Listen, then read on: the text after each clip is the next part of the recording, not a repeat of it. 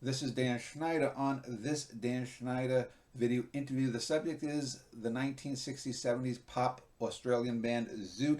I have Ian McFarlane, a rock journalist, who will be talking about them, and the conversation will begin in a moment.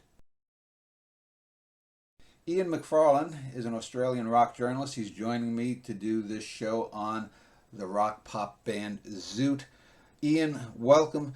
As I like to do with all my guests, I want to give them a minute or two to just give a little background about them. So, who are you? What have you done? And any opening thoughts you have on the Australian music scene when Zoot was around, or the band itself? Okay. Thank you, Dan. Nice to make your acquaintance, and thanks for having me on this show. My background as a music journalist is predominantly from the 80s. I'm a child of the 70s, so was a teenager through the mid 70s when the likes of Skyhooks and AC/DC took off across this world, and Little River Band. And then as a music journalist throughout the 80s and 90s, I covered all sorts of Australian bands, and I just have loved collecting Australian music, 60s, 70s, 80s, all the way through. So, with my meager pocket money in my teenage years, I was buying all the Australian albums I could. And of course, when I first started getting into the pubs, it was the whole takeoff of the Australian punk new wave scene. So that's kind of like where I stem from mostly, Dan. And I've been writing, as I said, writing about Australian music since the early 80s.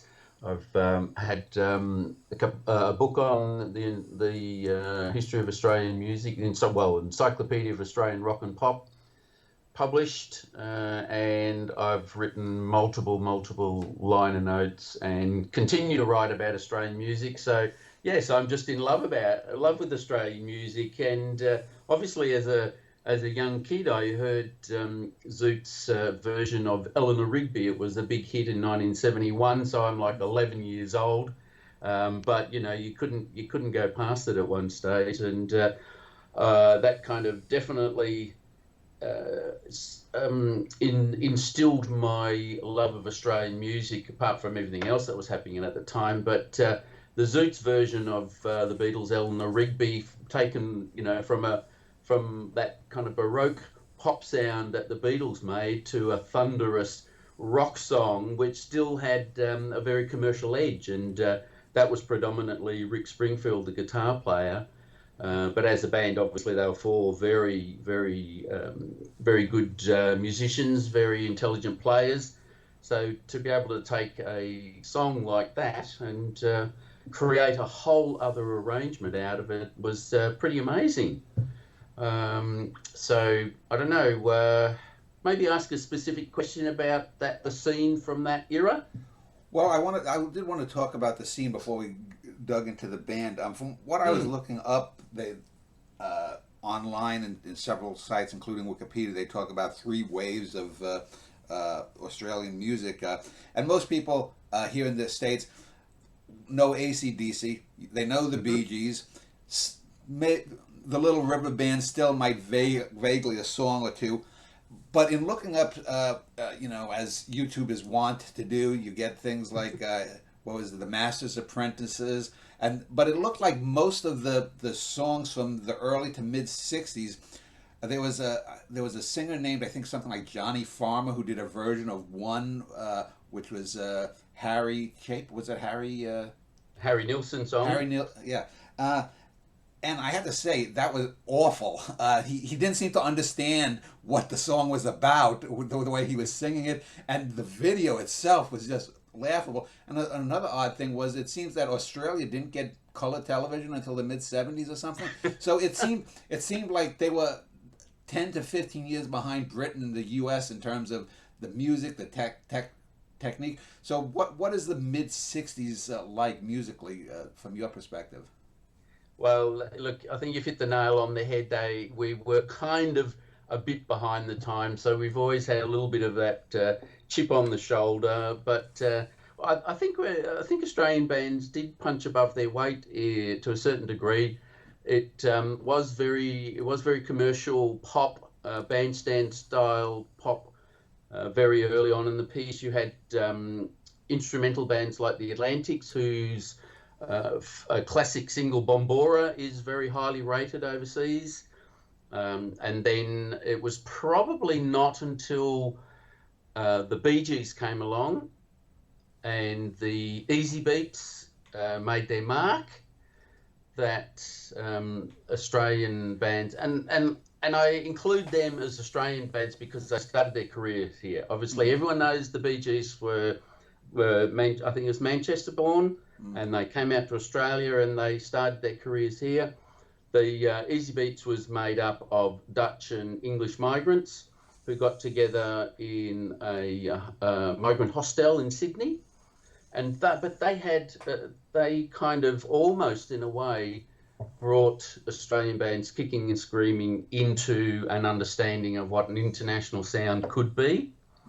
But you also have to understand that the Australian R&B scene had kicked off after the Beatles came along. Everyone wanted to, obviously sound like the Beatles, but Australian bands were not only influenced by the Beatles, they were influenced by British R&B, Pretty Things, the Rolling Stones, the Animals, Manfred Mann, all those kinds of bands. So every garage band in Australia played those blues songs that bands of that nature had bought. So there was actually a very, very vibrant live scene in Australia in the 60s.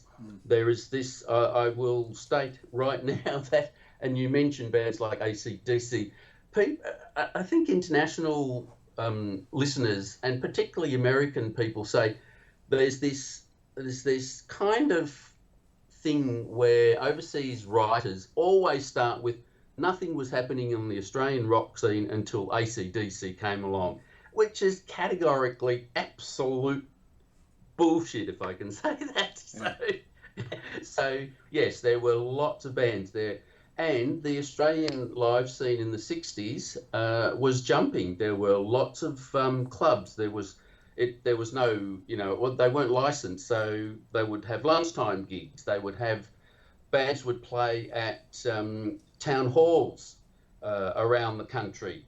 Bands would put on dances right across the nation. There were some very, very popular Sydney venues such as Surf City, where bands like Billy Thorpe and the original Billy Thorpe and the Aztecs came out of, Ray Brown and the Whispers, and bands of this nature, and the Easy Beats played there and things like that. Beetle Village was another one. So the Easy Beats definitely brought an international flavour to the Australian scene. Then they of course went over to London, and their international hit, it was actually hit in the States. It was number 16 in 1966. Still one of the classic Australian rock and pop songs, whether from the 60s or any time. Friday on My Mind. It still gets regularly voted in amongst the top 10, if not the number one best Australian song of all time. So that's a good example of a band that has spanned the decades and still remains popular.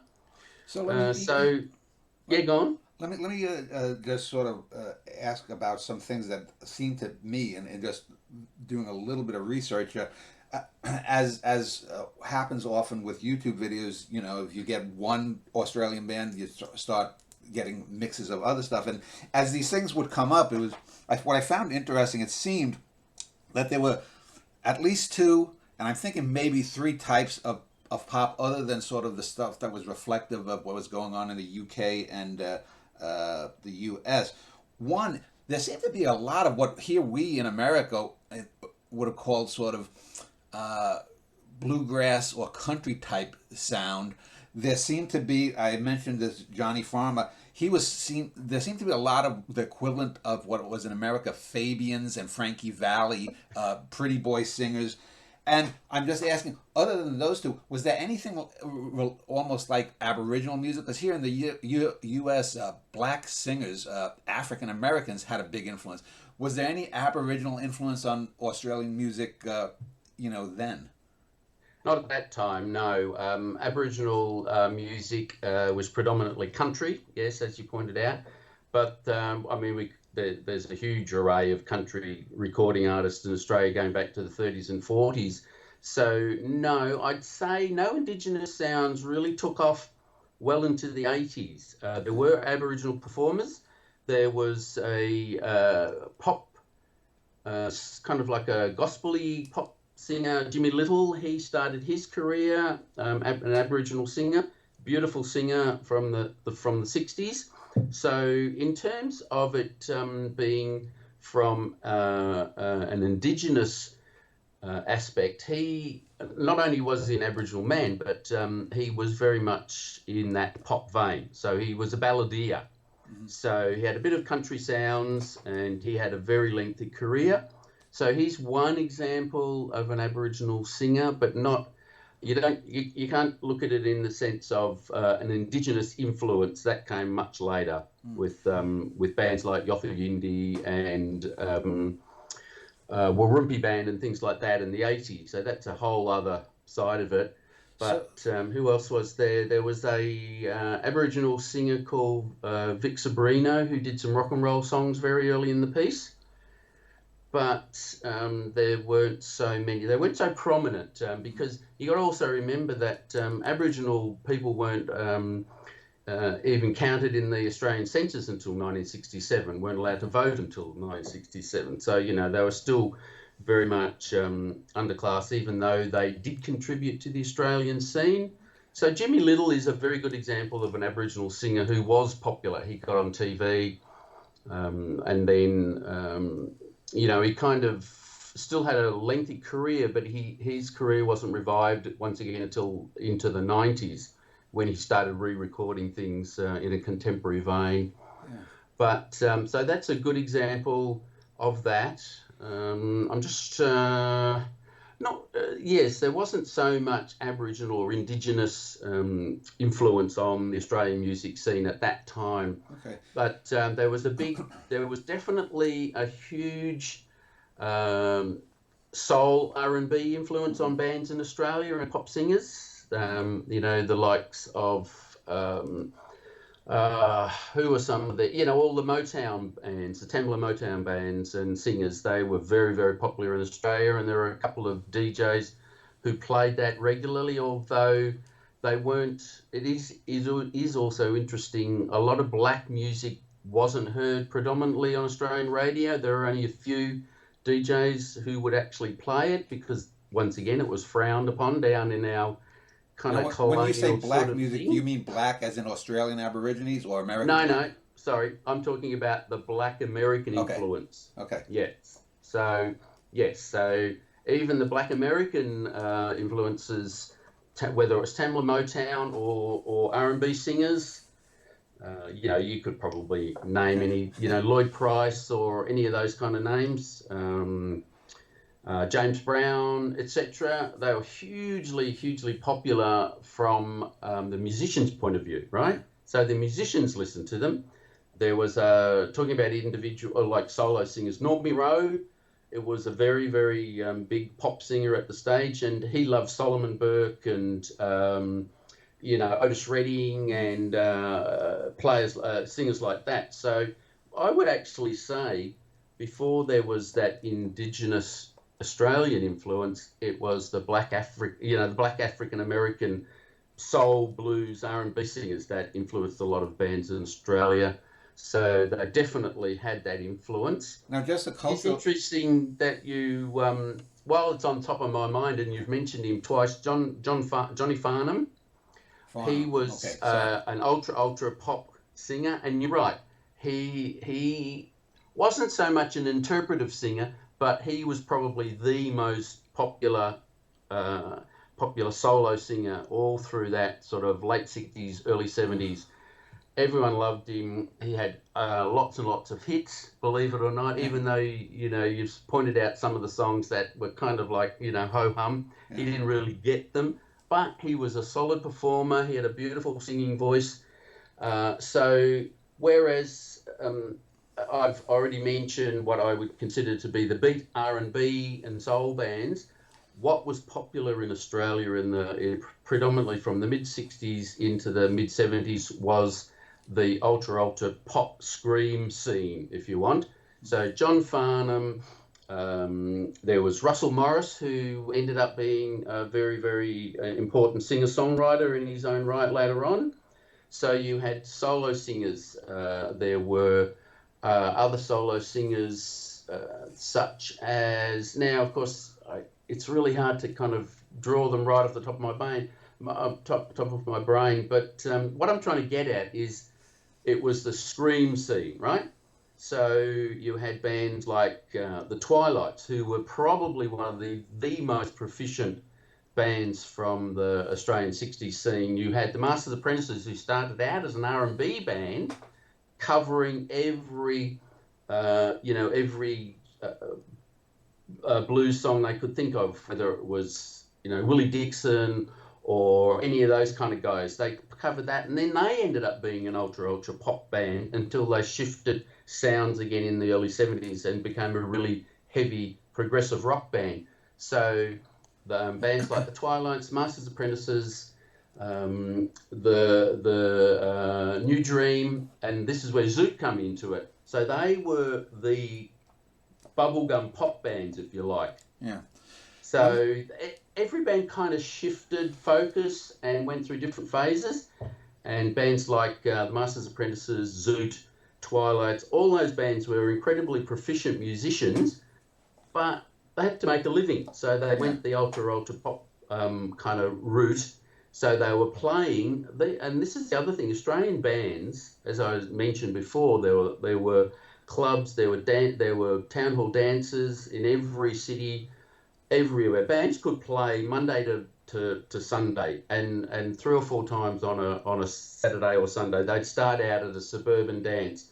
They'd do a club date in the middle of the evening, then go to a late night club, for the last set, and then that stayed well into the 80s and 90s. So 70s, 80s, and 90s. So I have to say that you might not like a lot of the songs, but Australian singers and bands and performers were drilled in the live scene. That's what they did. That's how they made their mark with the live scene. And they were pulling huge crowds, even into the 70s when I was starting to go to school dances and things of that nature before I started getting into the pubs.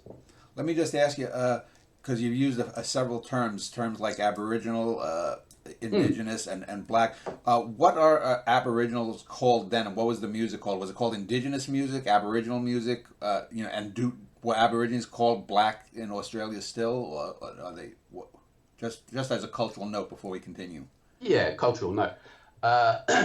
Well, if you want to get down to it, like a lot of nations, Australian people were particularly racist towards the Aboriginal people for a long time. I think, they were called all sorts of terrible names, but you have to consider you either call them Aboriginal people or Indigenous people. Yeah. All right. So there's So from a cultural point of view, they're Indigenous. So it's termed Indigenous rock. It really didn't have a term then because a lot of people just didn't even consider it to be worthwhile listening to. So Aboriginal country singers and bands were playing their own thing, but they weren't making it on the white market. So they were marginalised. There was a lot of racism. There was a lot of, all sorts of factors against them, which is still continuing to this day, obviously. But it's definitely, you have to look at it in terms of being, you have to be respectful and consider them to be Indigenous Australians. So. Yeah. Okay, so let's talk about Zoot. There seemed to have been basically what I had mentioned to you when we were talking, the pre-Springfield and then the Springfield version. The pre-Springfield version started in the mid-'60s as a band called Down the Line. Then the lineup that I guess is the most well-known, which was Springfield, Cotton, Brewer, and Birtles. that's sort of the ones that had most of the memorable songs. So I mentioned that I did a show. Actually, I did two shows. One with a couple of the band members from the Nas, and one with a couple of rock journalists. And I found a lot of interesting parallels. The Nas was a Philadelphia band. It was Todd Rundgren's first band, and I'll talk to sort of the one-on-one with the Springfield version of Zoot with Nas in a bit. But tell me a little bit about Down the Line and where they came from and how they formed. And they seem to have lasted through early '69 when then Springfield joined the band.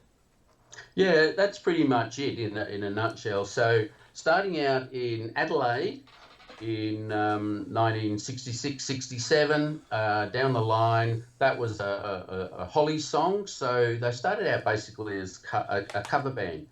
Like a lot of Australian bands I'm talking about, as I said, they covered a lot of either English bands or American bands. So Zoot would play Small Faces songs, songs by The Move, songs by the Hollies. So very early in the piece, it was Daryl Cotton, the lead singer, and Bebe Bertels, the bass player, who was actually Dutch descendant. So his full name is Gerald Bertelkamp. So once again, these guys grew up in Adelaide, and there was a lot of migrants from either the British Isles or European countries coalesced in Adelaide. Adelaide gave birth to also the Twilights and the Master's Apprentices, who I've also mentioned, and then later on Cold Chisel and the Angels. So it was a very, very a hotbed of band activity. So a band such as Zoot were able to get gigs on the local club scene. There were a few clubs around at the time that were very popular. The Octagon was the big dance where if you got a spot on at the Octagon stage, you were kind of made in Adelaide, which is where bands like the Twilights and the Master's Apprentices got going. There was the Beat Basement. I mean, there was tons and tons of R&B bands playing these kind of small venues as well. They weren't massive. This is what I would also point out. So the Zoot really were just a run-of-the-mill band at that stage. So the original guitar player, Roger Stone, I think his name was. I should have checked before we talk. Let me just double check. I'll get the exact lineup. So if you can edit this little bit. Well, no, that's fine. And as you do that, were they initially known as the Zoot and then just became Zoot? No. So we'll get to that. The story. So the original guitar player was John Darcy. Okay. So yes, there were subsequently two other guitar players before Rick Springfield came onto the scene. There was Roger Stone. He was the second guitar player, and then Roger Hicks. So they had a couple of singles. So once they kind of got themselves established as down the line, which was kind of like a bit of a ho-hum band name, I guess you'd say, they thought, they were starting to think we need a different band name. And as it turned out, there were a couple of young promoters in Adelaide at the time, one of them being a young guy called Bernard Neeson, who ended up changing his name to Doc Neeson, and he was the lead singer of the Angels. When he was a teenager at that stage, he was a young promoter, and he said to the guys, you need a snappy name. Why don't you call yourself something like the Zoot? And they thought about it for a couple of weeks, and then they decided, okay, let's become the Zoot, or Zoot as it really was. There was no definitive article, it was just Zoot. So, and then it only came to light years later that Bebe Bertels kind of twigged that Doc Neeson actually suggested the band name because he loved Zoot Money's Big Roll Band. So it was a punchy name. It was unusual. What is a Zoot? Yeah. Who is a Zoot? Was it a Zoot suit? Yeah. It turned out to be from Zoot Rollo. So Zoot Money's Big Roll Band, so Big Soul Band. So that's how they became Zoot. So we're talking about 67, 68. So once they'd pretty much established themselves on the Adelaide scene, as a lot of bands ended up doing, you either go to Melbourne or Sydney, or, you know, Melbourne bands go to Sydney, Sydney bands go to Melbourne, Adelaide bands went to Melbourne. So the great exodus was happening in '67. The Twilights had already left, Masters Apprentices had already left. So Zoot ended up going to Melbourne. They found a ready market for themselves. They were still doing tight harmony, kind of, I guess, those English influences, beat pop into soul, sort of almost Yeah, as you bordering on said, early psych. their songs seemed to be rather generic, and it seemed then they took on this gimmick of wearing all pink outfits. That I guess was Yes, that yes. their record label that came up with that idea? That's right. So they signed to EMI, and their first couple of singles, yes, they you know, kind of generic songs. They're basically cover songs. There was a song called "You'll Better Get Going." Yeah, That was their first single. Their manager was a guy called Wayne DeGrucci, who was a very well-known manager and a very forceful manager. So yes, you know, like I'm saying, it was that bubblegum pop scene that they found themselves, they fell into. So everyone needed a gimmick. So Wayne DeGrucci set them up, dressed them up in pink outfits. Perth band, the Valentines, who also was where Bon Scott came from, were in a similar situation when by the time they came over to Melbourne, they were dressing up in pink frilly shirts, you know. yeah. So this is what I'm getting back to. Australians like their pop stars to be flamboyant and boisterous and put on a show. So it was definitely, as much as you think it was probably too generic, I guess at the time, that's where they got a foothold into the market. And It's once they started getting better, they didn't write their own songs at that point. yeah. So they were relying on other people. Probably their best known single pre Rick Springfield was a song called One Times, Two Times, Three Times Yeah. Four, which was written by Terry Britton from the Twilights, who has obviously gone on to write international hits for all sorts of people, you know. So And that's a good example. That I mean, that's a good solid bubblegum pop song. And it totally, has a little bit of an edge there with the husbands coming after them. But you know, the thing that struck me is in watching the pre Springfield stuff, then watching some of the Pinky stuff. It reminded me of Rob Reiner's This Is Spinal Tap film, where you see earlier versions of them, and the earlier versions are sort of cringy, and then you get to their supposed, you know, main lineup as Deep Purple, the Mach 2 lineup they always talk about, something. And that seems to be what Springfield did. He seemed to have come in and sort of just transformed the band musically, intellectually, and just gave them a direction, it seems. yeah, definitely, you've hit the nail on the head there. And so, you know, what was happening at that point? They were definitely floundering around floundering around for a bit of direction. They'd gone through three different guitar players, and then they found Rick Springfield, who was just a young kid. He came out of Brisbane. He'd played in a few bands. But the difference with someone like Rick Springfield, he had two things in his favour. Well, three things in his favour, perhaps. He was a terrific guitar player. He was probably in that late '60s scene, not seen as the blues guitar god. He was probably one of the better guitar players at that point. He wrote songs, so he immediately gave the band a fresh edge. He offered them his own songs that the band could take and then run with.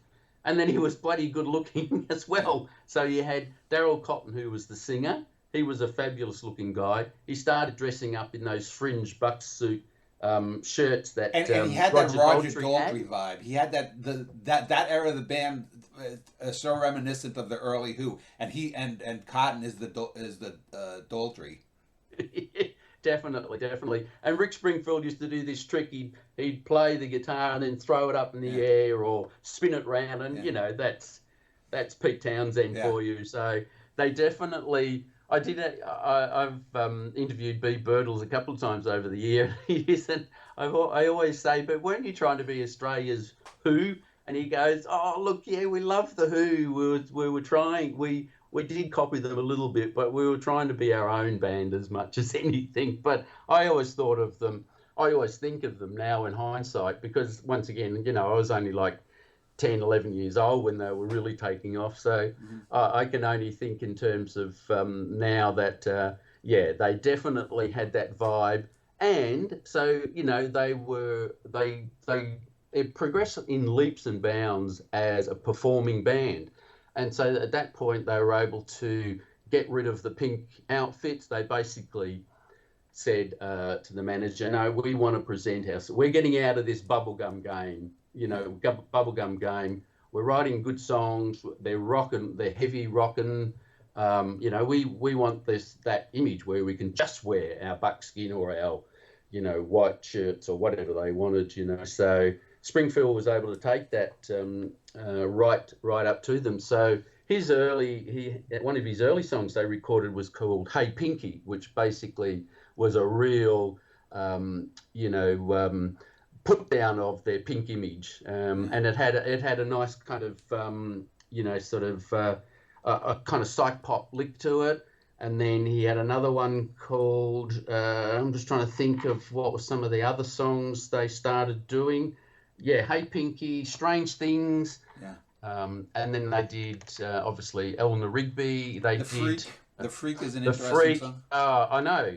Evil Child is another interesting song. Evil Child. You're really getting into the meat and potatoes of what the Zoot were capable of. So, they were taking those heavy rock sounds, but this was the other thing. Springfield wrote really ultra commercial songs. Yeah. He had the heavy guitar riffs, but they were catchy, they were melodic, they were, they stood up to repeated listening. So, and when you got those churning riffs like the Freak, that kind of almost proto-metal kind of riffing that he went to, and then it goes into this really, really kind of swirly, psychedelic, kind of soft midpoint where he sings about, what's it like to be a freak in a sideshow and all that sort of stuff.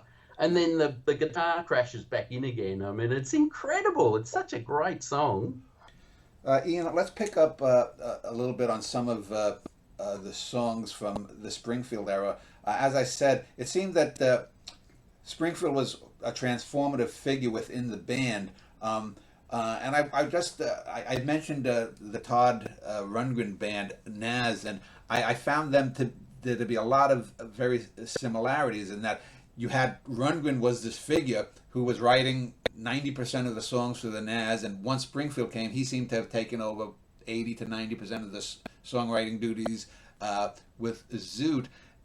You had good singers for both bands. The drummers were quite good, and there seemed to be the Naz were also very influenced by the Britpop of that era. But it seemed to me that they started out, the Naz, almost sort of pre-formed, because Rundgren was with them from the beginning. The difference with Springfield is he comes in and he just sort of transforms the band. And one of the songs that I just wanted to talk about was the song "Turn Your Head," which is talking about a heavy guitar riff that opens that. If you listen to some of it, there is the continuum from the sort of bubblegum pop of one times, two times through that. I've listened to probably about 15 or 20 of Zoot's songs from their one album, and then a few outtakes and whatnot. Do you think that they would have been moving in a more heavy metal direction had they stayed together? Not particularly, because straight after Zoot did end up disbanding at the end of 1977, Rick Springfield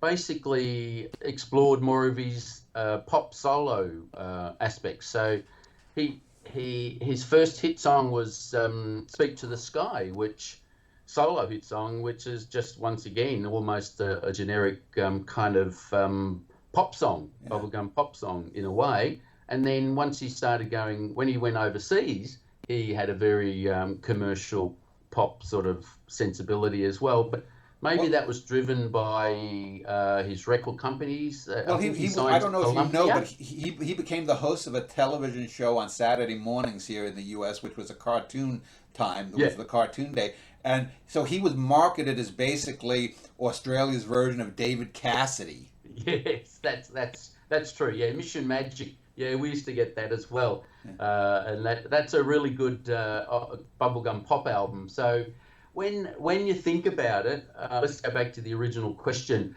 So they were a heavy, not a heavy rock band. There would never be a heavy metal band, even though there was that proto metal riffing on something like. The Freak, and then Turn Your Head's got like I'm pretty sure is it Turn Your Head that's got the cowbell and stabbing brass and things like that, or I is don't know it? about the Kawa, but it has the heavy riff, and then you have the whispering by Cotton. Yes, that's right. Yeah, and there was another song. What was it? Was the B side? It was actually the B side of the Freak. Um, is it called Turn? It's not Turn Your Head. I'm going to have to check that.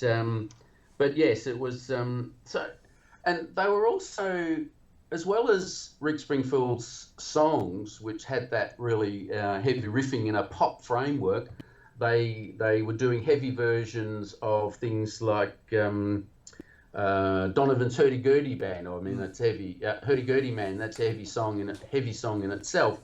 And then they were doing covers of Joni Mitchell's Woodstock, but in the heavy rock style. And they did But two or three other Beatle covers besides Eleanor Rigby. yeah, I'm Only Sleeping was another, and things like that. But you also have to consider the other strain of Australian music that was taking off at that point was the heavy blues rock. You had Billy Thorpe and the Aztecs, you had the Coloured Balls, you had bands like Tamim Shade were getting heavier. So Carson was a blues band, Chain was a blues band. So these are the heavy bands that played the festivals and, blew everyone's minds. Zoot still had that hangover from their bubblegum days. They weren't accepted on the heavy blues rock scene, so they were never gonna make inroads onto that festival concert kind of circuit. They were still playing the town halls and the pop shows and things like that, and they were doing well at it. But so I think they figured out they were never going to make it or make a break into the heavy blues rock scene, which was kind of what was taking off in 70, 71, 72. Blues rock into progressive rock. They weren't that type of band, so a really good song that is I think the obviously most Who-like song is "Flying." It has it has that sort of verbal pyrotechnics where you're getting the rush of the chorus that's coming, and it's just a really good pop song. It reminds me of the Who circa 65, 60, pre-Tommy Who. Oh yeah, undoubtedly. So this is the thing. They did write great pop rock songs, but and the difference was that once the heavy blues rock scene came into it, it was about showmanship and heavy riffing. They would, bands would riff on the same thing for 10, 15 minutes, where Zoot was still doing that very, very economical, hard pop, if you like. There's also, I think, a strain for me. If you listen to something like the Jeff Beck group, Beckola, or a thing like that, there are some of those riffs in Turn Your Head and Eleanor Rigby and a couple of other songs that are very reminiscent of that Jeff Beck, like, where he just goes off on a riff and then you'll get Rod Stewart coming in with a word or two. Was Springfield, who since Springfield became the lead guitarist, who was his major influence? Was he a Jeff Beck kind of guy? Or? No, I wouldn't say Jeff Beck, but it is interesting that you draw those parallels.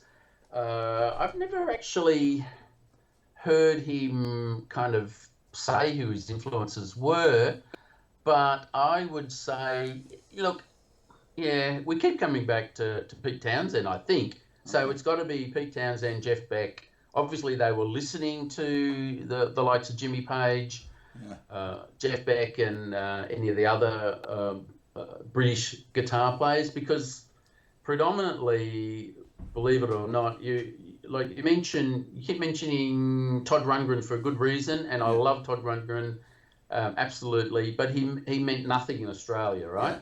And he was a phenomenal player. So Australian musicians loved British players more so than the American players at that point, right?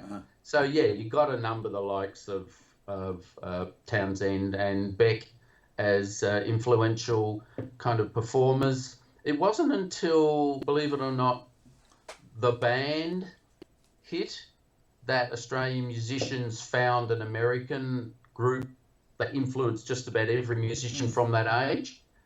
So that's where, rather than talking about technique and how fast you could play and how many notes you could play, Australian musicians were changing their songwriting way of presenting it based on how the band did it. So the band actually were more influential from an American standpoint than anything else. So I would actually say the Zoot would have listened to a band like the band. People like Brian Cadd and his band Axiom, Phil Manning from Chain, who was predominantly a blues player, listened to the band and were influenced by the band. So I think they took that cue where Clapton came in, and then he didn't want to play a million notes anymore. He wanted to be like, the band, or Delaney and Bonnie. Yeah. So I reckon there's a bit of that influence in there. It's not as obvious as a Beck riff or anything like that, but I think it's more about how Australian bands started approaching their songwriting. Let me just throw something off the wall. Not in terms of sound, but in terms of songwriting. I find a little bit of Creedence Clearwater Revival in some of the songs. Short 2-3 minute songs with a real punchy beat, and then some. Now they would write about different things, but it seems to me that Creedence Clearwater was big in America around that same time that Zoot was in Australia. I don't know. Do you know if there was any influence in that way, or did Creedence Clearwater, was they even played in Australia? Oh yeah, they were huge in Australia. Yes. So yeah, maybe in addition to the band, Creedence Clearwater Revival in that sort of style were one of the other bigger bands, American bands that Australians and it just came to me too. How about 10 years after? Because there's a lot of 10 years after that whole guitar, 50,000 miles beneath my brain is something similar to what was it? Turn My Head or what? Turn My Head, yes. It has that same kind of vibe. Yeah. That's very true. Alvin Lee, of course. Yeah. He was very influential. Now that I come to think of it, there was also probably Australia's very first heavy metal band, or at that time you might call them psych metal or something like that. Buffalo. They covered a 10 years after song as well. So yeah, they were very influenced by someone like Alvin Lee. So yeah, this is once again getting back to the English influence or the British influence. Yeah. Whereas a band like The Band were more influential on the musicians. They didn't sell anything in Australia. Yeah. Creedence Clearwater Revival were enormously popular on a chart level, but I wouldn't say they were influential on Australian musicians in a way, if you know what I mean. Yeah. Apart from someone like Rick Springfield, who knew how to write a good 2 or 3 minute economical pop song and ran with it. So yeah, it's kind of like a whole confluence of influences, isn't it? Well, that's why they're called influences. Yeah, exactly. There's definitely that, and I wish Todd Rundgren had more of an influence in Australia, because some Australian bands could have done with some of the influences from Todd's music. I think now more people like Todd Rundgren subsequently, since the 80s, there was kind of like a big revival of interest in someone like Todd Rundgren. And he's toured here several times now, and in recent years, so he's a lot more influential now than he ever was. Well, let me. I would be remiss if I didn't just ask you for a few minutes about the Eleanor Rigby cover version, because I have to say, the video that came up initially that I saw a couple of months ago that prompted me to want to, find out more about the band and eventually do this show. It says better than the Beatles version, and I have to agree. And I think Eleanor Rigby by the Beatles is a great song. But if you're talking about the complexity of the music, the depths that it adds, the very fact that Cotton, at certain points where there's a break in the lyrics, just goes on, it brings an excitement, and it also brings with Eleanor Rigby, all you do is sort of get the sadness of the song. I actually think that the Zoot version brings a kind of political element, whereas look at where people are. Why aren't people doing things? And the very pace of the song actually serves the lyrics better. Again, the Beatles version is a great version, but I think if I had just 4 or 5 minutes to listen to one of those songs before I drop dead, I'd rather listen to the Zoot version. What is your take on that song? Look, I've always loved it. It's dynamic. It's forceful. The fact that Rick Springfield completely rearranged it. You can do a cover version and you're absolutely faithful to a song. Which is why do it? Why do it then? Yeah, exactly. Or you radically rearrange it, and that was his great skill. That was the other thing.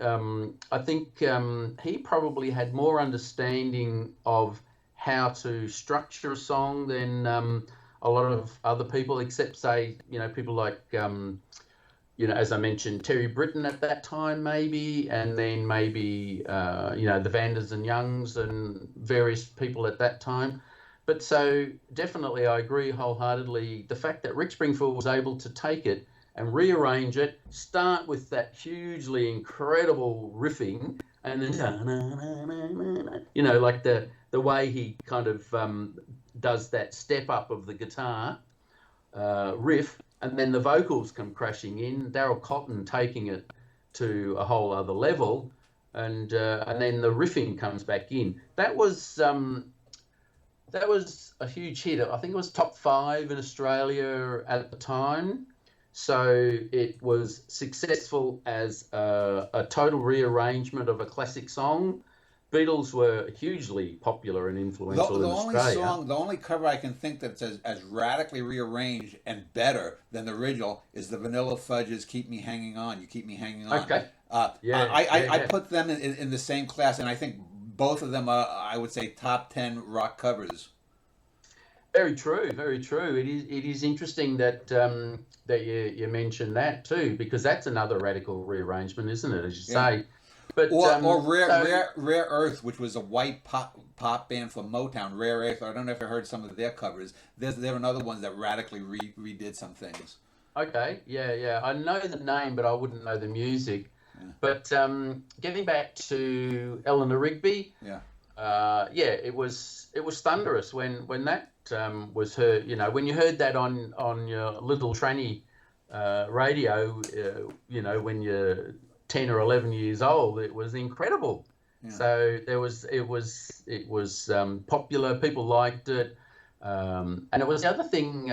Bands at that stage that I was first listening to were also the Masters Apprentices were getting into their heavy rock phase. It was when, as I mentioned, bands like Coloured Balls were starting out, and they were a very, very radical rock and roll band. So the fact that the Zoot were able to take that song, the other thing they did with that song is it was a performance piece. They actually aired it or debuted it at there was a hugely popular Battle of the Sounds in Australia called Hoadley's Battle of the Sounds, or Battle of the Bands, that ran from about 66 until 73 or 72. And the Zoot came on and did that in their performance in 1970 at the Hoadley Battle of the Sounds. And it was a revelation. People loved it. They actually, oddly enough, didn't win. They came second to a band called the Flying Circus, who were once again came out of the bubblegum scene, but were they named after Monty Python? No. No. No, they started before Monty Python's Flying Circus started.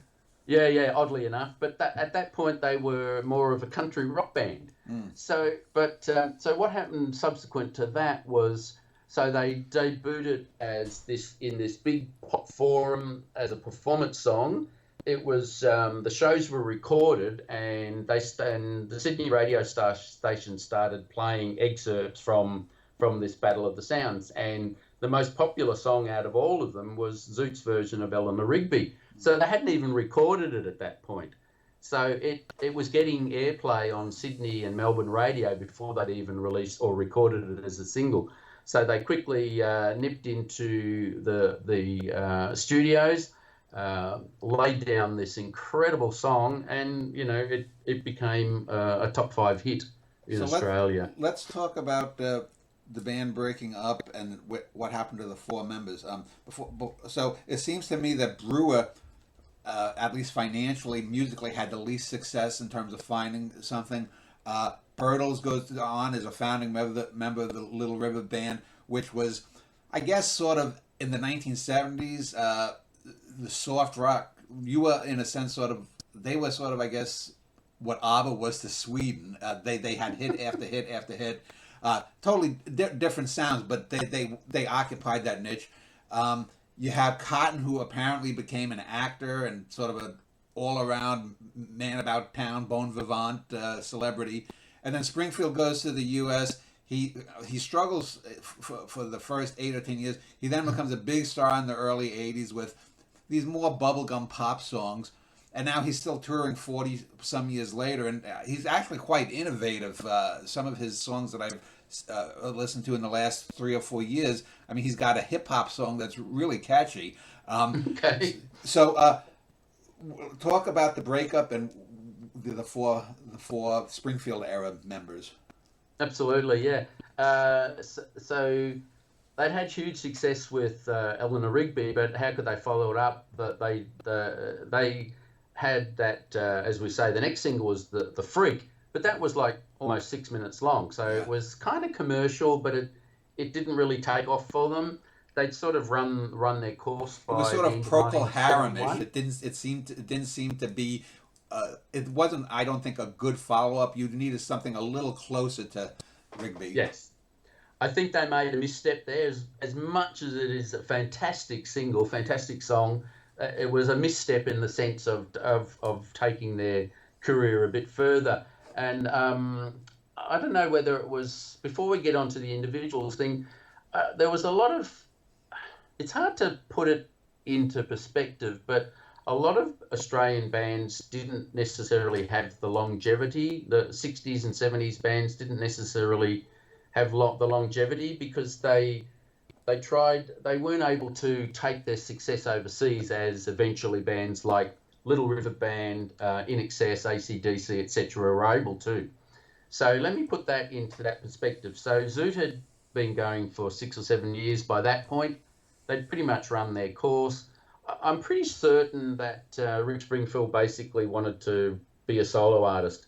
So that's how he took off. He did a couple of singles and an album in Australia. He actually first went to the UK to try his hand over there, and he was trying to figure out, which way to go. And he ended up going to the States.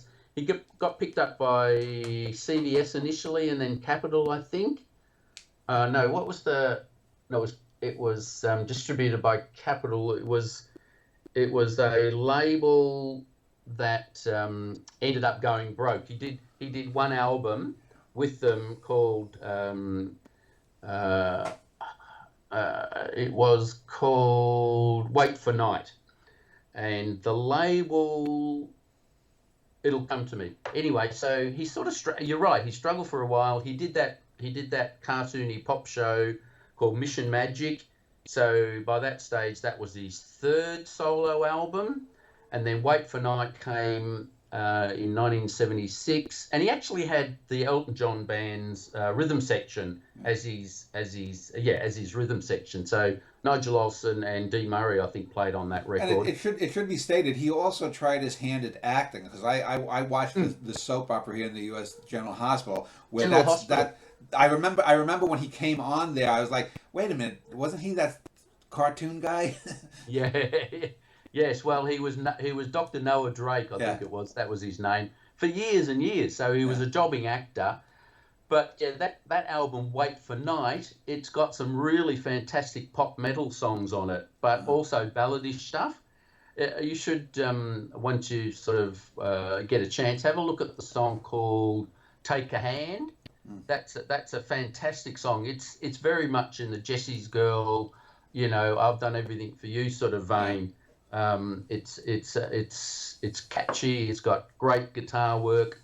So yeah, he was still the pretty boy. They wanted to make him, as you said earlier on, David Cassidy, but he kind of pushed through that. And once he started writing things like Jesse's Girl, Jesse's Girl, there was no holding him back. Yeah, and he did that Sammy Hagar song, I've Done Everything for You, which is actually a really good rock and pop metal song as well. And he was huge. And by that stage, his albums were hugely popular and successful in Australia. Once they started taking off in the States, they were, they trickled down to Australia. They were not trickled down, but they were very popular. Working Class Dog, all those albums. What do you think about this musical comparison for Springfield solo? I think he would have been more successful had he gone in a Billy Squier-like direction. Do you know who Billy Squier was? Yeah. They had a similar look. They had a similar guitar kind of image, rock-based song. And Look, I don't think he would have done as well if he had have cranked up the guitars more. I like the way he played things like Jesse's Girl and I've Done Everything for You. It's got that really good pop metal hooks. It's still power pop almost in a way. That's a good parallel. Because Billy Squier started out in a band called Piper, which were incredible. Their records are really good in that power pop kind of pop metal vein. So that's actually not a bad. That's not such a bad comparison now that I think about it. Yeah, but he didn't take it to. Yeah, Rick Springfield didn't take it to the extent of making it more in that hard rock vein, did he? No, he kept. He pretty much kept his pop metal thing happening. So I think also there was something else I was going to mention. Oh yeah, the other thing was because his name is Rick Springfield, right? He used to get when he first started out. I think the story goes that people were thinking his name was Rick Springsteen. Not Bruce Springsteen, but Rick Springsteen. Americans got that confused. But isn't it really Springthorpe? Yeah, it's actually Springthorpe. Yeah. Yes, correct. Richard Springthorpe is his birth name. So Rick Springfield had a much more rock and sort of image sort of thing going there. But so he had a song called Bruce. I'm Not Bruce. That was one of his songs he tried to pedal at one stage before he really took off. So but for a guy that is still incredibly good looking, he's 75. He's done a squillion albums since. He must have something going for him. He's incredibly talented. Well, he keeps touring. He seems to be on an endless tour. I mean, from what I can tell from his website, he's spent like probably 8 of the last 10 years touring it. And and the thing is, like I said, he still seems to be a vital musician. He isn't like the Rolling Stones who are just cashing paychecks. No, he's to keep up that level of activity. And do an hour and a half or a 2-hour stage show, every time he tours. How does he do it at that stage? Now I think it's good genes. I want to ask you though, just to wrap things up. I want to ask you about the death of Cotton and then Hmm. where Zoot places in both Australian and rock history. So what happened with Daryl Cotton, because he died a decade or so ago when they had a Yes, reunion. that's correct. Yeah, well, sorry, I spent too much time talking about Rick Springfield because I did want to mention Daryl Cotton's subsequent popularity because he was a very good-looking boy. Yeah. Very pretty, very much a pretty He boy. very So much he was Australia's, like I said, Daltrey, or even Robert Plant, Daltrey. looks wise. Totally, yeah. So he did a lot of TV work. He was a TV presenter. He was one of those guys that presented TV cartoon shows, and he was on TV for years. But in the late '70s, early '80s, he formed a band and had a couple of pop hits and things like that. And then he teamed up with Jim Keys from the Masters Apprentices and Russell Morris, Cotton, Keys and Morris. Hmm. They toured as a trio where each would do their own band songs, and then they would combine as a band and sing all sorts of different songs. So he actually had quite a prominent touring career into the '90s and 2000s. But I think in about 2010, I believe it was, or 2011, he'd been battling cancer for a while, and it just eventually took his life. Hmm. So yeah, he died in, I think I've got the date, 27th of July 2012. Hmm. So he'd been struggling with cancer. But the interesting thing is what they did was they actually had Daryl Cotton, Rick Springfield, B. Birtle, and Rick Brewer, the drummer, actually did a reunion Yeah. before Daryl passed away. So It was on a cruise ship or something. it was on the cruise ship, yeah. But they played to a captive audience on one of those, rock and roll cruise ships. And Well, it was, by definition, you're captive on a boat. yeah, exactly. But they made a recording of it, the reunion, which came out as a DVD and maybe a CD, and they sounded incredible, because once again, Rick Springfield was still cutting it on guitar, and the other guys had continued to work and sing. B. Birtles had toured the world, as we mentioned, with Little River Band, although he'd left in the mid-'90s, but he's pretty much had a solo career as well, not as prominent. Yeah. And Rick Brewer, as we mentioned, I guess being the drummer wasn't kind of like the center guy, but he played in a very successful band in the later in the '70s called the Ferrets, Okay. who had #1 hit singles. So he was a prominent musician as well. Okay. But so they all still kept playing. So this was in 2011. They reformed. Daryl Cotton had obviously started to, or had already had a long-running battle with cancer. So it was kind of like I don't know the circumstances. I couldn't guess that they wanted to do it for Daryl to get together because he passed away only a year or so later. But so they were able to get together again, and they just apparently hit it off. So, and I did want to mention the interesting thing is 4 or 5 years ago, they re-signed with EMI, and EMI, who released their records originally, did a compilation called Zoot Archaeology, Yeah. which compiles pretty much all their tracks, apart from, as I've mentioned, a B. Birtles, and he got really embarrassed that I said you didn't include your version of Three Jolly Dwarfs, which was the song by Tomorrow.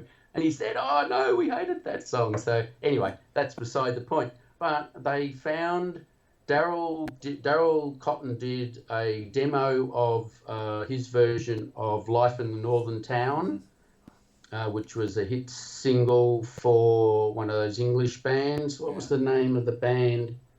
And oddly enough, Rick Springfield had also recorded a version of it. It was Life in a Northern Town by, we got to find out the band name, Dream Academy. Okay. And so they got the producer of Daryl Cotton's demo, took his vocals, added it to Rick Springfield's version, and basically it became a new church single in 2019.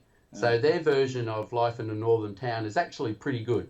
So let me just then ask finally, because as I said, other than the Eleanor Rigby version, which sort of pops up here and now on YouTube, it seems to me that at least here in the States, and I don't know if it's the same in the UK, this is one of those bands you come across and you're like, oh, that's interesting. I never heard of them before.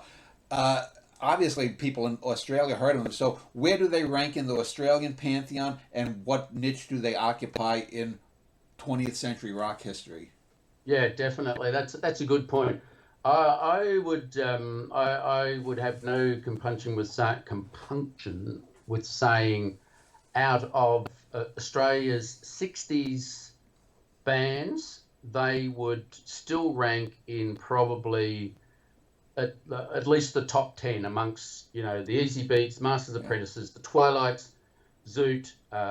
There's probably a few others I can mention, but Zoot are still considered to be very, very important in the 60s pantheon.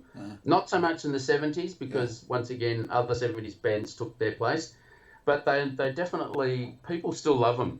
But they aren't at the AC/DC Bee Gees level of Australian fame. Yeah. No, definitely not. Definitely not. They wouldn't even be. See, in the 70s, Australia's biggest bands were the likes of AC/DC, Skyhooks, Sherbet, and then of course Cold Chisel and the Angels and bands like that. So no, you can't compare Zoot to those kind of bands. You got to put them in their time frame. It's not so much the comparison, but in terms of the 60s era of Australian rock, they are still, people still love them. Even people like me who never even saw them at the time, I was too young. I rate them highly because of what Springfield did with the band. And when you talk to people who are older than us, who actually saw them back in the day, they loved them, and they love them now. And bands like Steve Kilbey has mentioned that he grew up listening to the Zoot. Dave Faulkner from the Hoodoo Gurus has been on record as saying he loved the Zoot. And these are guys around about our sort of maybe a little bit older than me, but they grew up listening to the Zoot. So they reckon they kind of took a little bit of what Rick Springfield was able to do, and ran with it in their own way. So they are actually quite influential. And in world rock pantheon, I mean, I would looking at them, I would put them sort of. They're not at like the Dave Clark 5 level in terms of Britain, but they would be in that, maybe a notch below that. The Dave Clark 5 is maybe a tertiary band. You have the Beatles, Zeppelin, Stones, Who. Then you have the rest of the band, some of the ones we mentioned 10 years after that, and then you'd have the Dave Clark 5. To me, Zoot is like maybe a fourth or fifth level name recognition. Yeah, I think you're right on there. And I don't know, I just keep coming back to, we started off talking about the name. It still doesn't mean anything in particular, but so it's kind of got a bit of a cachet in that sense. Who's this band? Zoot. What's this Zoot? What is a Zoot? Who is Zoot? So I think it kind of catches your draws you in, and you go, right, I've got to listen to that band. But it's one of those things, I've done some music shows with some individuals and on the NAS and a couple other things. People don't realize, for example, and I'm not comparing Zoot with, say, Johann Sebastian Bach, but Bach was unknown in the 1800s. It took the Mozarts and the Beethovens to rediscover. And I have a feeling that 100, 200 years from now, when people listen to late 20th century rock and roll, that the band will stick out a little bit more than they do now, because time has a way of winning, and I think quality wins out. And I think they were a very high quality band that if this or that had gone differently, they might have been at the level of the Who, from Australia. Yes, yeah. Or AC/DC. Yeah, exactly. I think what was against them was the fact that they really only had maybe two really big hits. Yeah. And, they needed to have sustained their career a little bit longer to kind of make the next level, if you know what I mean. Yeah. So there's definitely that factor about it. But, you know, I keep coming back to, I said this at the start, I think Australian bands were punching above their weight in a lot of ways. And a band like the Zoot is a good example, Master of the Predators, Twilights, the Easy Beats, you know, the Bee Gees, etc. You know, they're kind of all you got to look at them on that spectrum. But yes, they never made it to the kind of like the next tier or the next 2 or 3 tiers, you know. Well, I want to thank you for spending over an hour speaking about Zoot. I will link. You have an extensive page on Wikipedia. I'll link to that page, and if you want me to link to any other page of yours, send me. Definitely. Don't bother with the Wikipedia page. Yeah, forget that. Go to my website, which is thirdstonepress.com.au. Okay, I got that. So I'll link to that. I'll send you the link. And again, thank you for your time. Definitely, no worries. It's been a gas, Dan. Thanks very much. You let me waffle on for an hour. Take care. All right. Okay. See bye. ya.